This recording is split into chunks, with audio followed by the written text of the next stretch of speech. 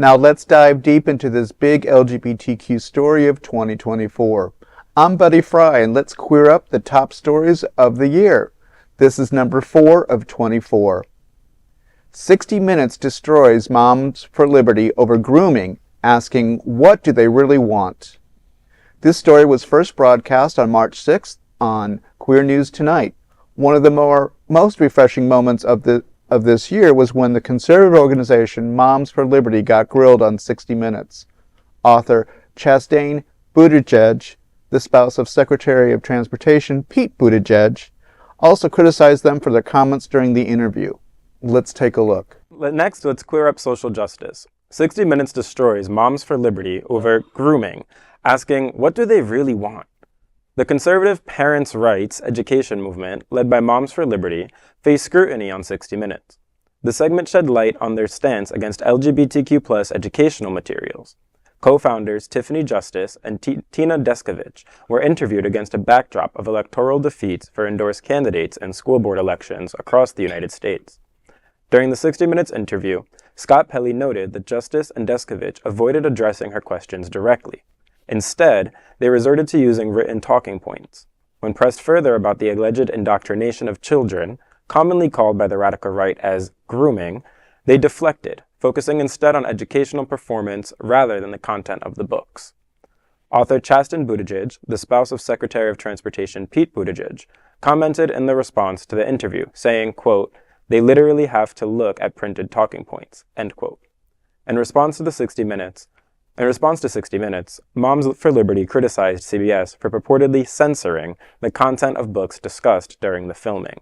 Specific books, including This Book is Gay by Juno Dawson and Genderqueer by Maya Kobabe, were listed, with Moms for Liberty arguing that exposing children to such content without parental consent could be viewed as grooming. The electoral defeats for Moms for Liberty endorsed candidates in states like Pennsylvania and Iowa underscored a broader public sentiment against their approach to education and LGBTQ+ issues. We wanted to know about the messages on Mom's X account, which adopts the extremist smear with, "If they don't like being called groomers, they should stop trying to groom our kids." What are you trying to say? Well, I'm going to say that if we'd have to see the exact tweet. Tiffany manages our Twitter account. So we read more exact tweets from their account.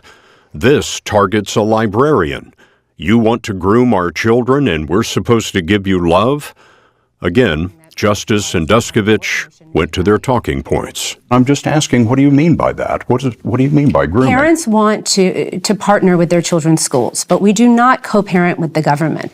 Grooming does not seem like a word that you want to take on. You know, we did some polling and we really wanted to know, where are the American people on this issue of parental rights and what's happening in our schools? Dodging questions like those was not an option back in Beaufort, South Carolina. Critics of the book ban said they knew what groomer meant, and they saw it as a threat to people of color and the LGBTQ community. Well, I don't know where to begin with this whole conversation because, you know, if you want the attention on a national level, you need to be prepared.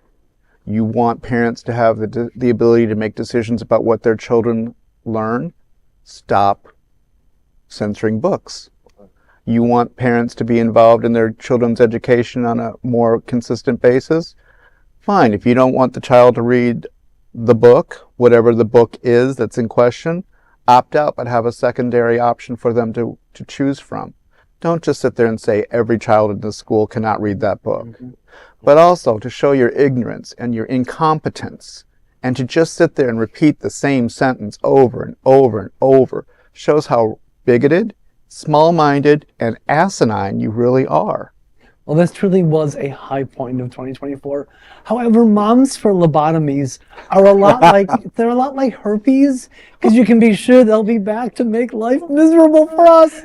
Unfortunately, they will be empowered by the backing of the new administration. So just get ready. They are coming back. Yes, but I think the general population is starting to pay more attention. I hope so. I hope so too. No, and you know, going back, I know some more conversation and a broadcast I did a while back. it was surprising to see what books have been banned other places that were prominently displayed on a display about that topic in Wilton Manors at our free library.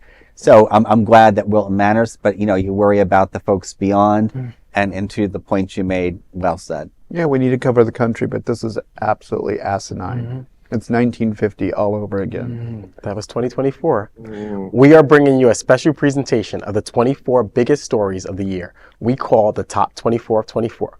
There's no other queer nonprofit media platform like this in the entire world. Support our LGBTQ stories by subscribing and sharing Queer News Tonight.